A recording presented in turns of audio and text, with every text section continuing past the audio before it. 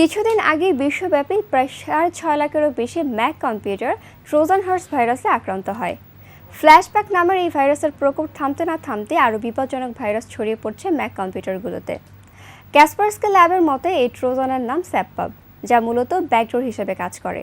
স্যাপপাব Trojan computer পূর্ণ নিয়ন্ত্রণ ক্ষমতা আক্রমণকারীর হাতে তুলে দেয়। নতুন এই ম্যালওয়্যার ফ্ল্যাশব্যাকের চেয়েও দ্রুত এবং বেশি সংখ্যক কম্পিউটারে ছড়ানোর আশঙ্কা রয়েছে। জানা গেছে এটি সাধারণত ইন্টারনেটের জাভার মাধ্যমে ব্যবহারকারীর অজ্ঞাতেই কম্পিউটারে ডাউনলোড হয়ে যায়। অতএব ম্যাক ইউজাররা সাবধান। দর্শক, এবার যাব আপনাদের পাঠানো মেইল নিয়ে মেইলবক্স পর্বে।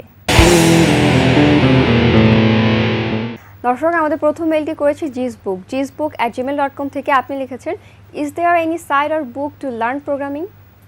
ধন্যবাদ তমা। ধন্যবাদ দর্শক আপনার ইমেইলের জন্য। বাংলায় প্রোগ্রামিং শেখার জন্য কিন্তু বেশ অনেকগুলো সাইট আছে। যেমন আপনি যদি শিক্ষক.com-এ যান তাহলে প্রচুর রিসোর্স আপনি ওখানে পাবেন, যেখানে বাংলা রিসোর্স, যেগুলি দিয়ে আপনি খুব সহজেই বাংলায় আপনি প্রোগ্রামিংয়ের উপরে বিভিন্ন বিষয়ের উপরে আপনি খুব সুন্দর করে স্টাডি করতে পারেন। এছাড়াও প্রচুর পার্সোনালি অনেকে ব্লগিং করে থাকেন। ব্লগিংয়ের মধ্যে আপনি যেমন হাসিন হায়দার, তারপর সুবিন, এদের নাম দিয়ে যদি সার্চ দেন, তাদের পার্সোনাল ব্লগে যদি আপনি ঢোকেন, তাহলে সেখান থেকে আপনি প্রচুর রিসোর্স, বাংলা রিসোর্স আপনি পাবেন, যেগুলি আপনি স্টাডি করে খুব সহজেই আপনি প্রোগ্রামিং শিখতে পারবেন। আমাদের পরের মেইলটি করেছে নাদিম@gmail.com থেকে। আপনি লিখেছেন, আপু কেমন আছো? আমি জানতে চাই যে বাংলাদেশে বিভিন্ন ধরনের ডিটিএইচ আছে, যেমন ডিশ টিভি, এতে কি বাংলাদেশি চ্যানেল দেখা যায় এবং কিভাবে দেখা যায়? ধন্যবাদ নাদিম আপনার ইমেইলের জন্য। আসলে ডিপেন্ড করছে যেসব কোম্পানি এই ধরনের সার্ভিস চালু করছে তাদের উপরে। বাংলাদেশে যেই সব সার্ভিস প্রোভাইডার আছে যারা লিগ্যাল, তাদের সার্ভিস যদি আপনি নেন, তাহলে ওনাদের সাথে বেশ কিছু আমাদের যেই সব স্যাটেলাইট টিভি চ্যানেল আছে ওনাদের কন্ট্রাক্ট আছে, এবং ওই চ্যানেলগুলি আপনি দেখতে পারবেন যদি আপনি এই ধরনের কানেকশন আপনি নেন। আপনাকে যে কাজটি করতে হবে সেটি হলো যে আপনার একটি হার্ডওয়্যার ডিভাইস লাগবে, যেটি আপনাকে বলা হয় যে সেট টপ বক্স, এবং একটি অ্যান্টেনা লাগবে যেটি আপনার ছাদের উপরে বা বাইরে কোথাও লাগানো থাকবে।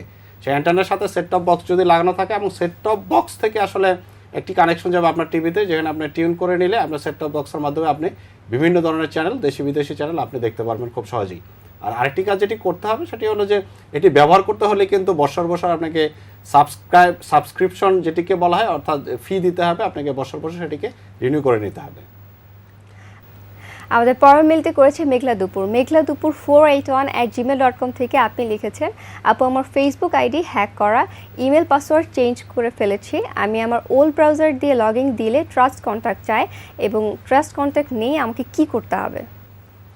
ধন্যবাদ দর্শক আপনার ইমেইলের জন্য। আসলে বিষয়টি খুবই একটি ইম্পর্টেন্ট একটি বিষয়, যেটি হলো যে আপনি যখন ফেসবুক অ্যাকাউন্ট আপনি খোলেন, তখন আপনার মোবাইল ফোন নাম্বার অথবা আপনি কখনো আপনার ইমেল অ্যাড্রেস দিয়ে আপনি সেটি খোলেন, এবং পরবর্তীতে যখন ফেসবুক অ্যাকাউন্টে হ্যাক হওয়ার সম্ভাবনা থাকে, তখন কিন্তু আপনাকে ওই মোবাইল নাম্বার ভেরিফিকেশন করতে হবে, অথবা আপনার ওই ইমেল অ্যাকাউন্টে ভেরিফিকেশন করতে হবে।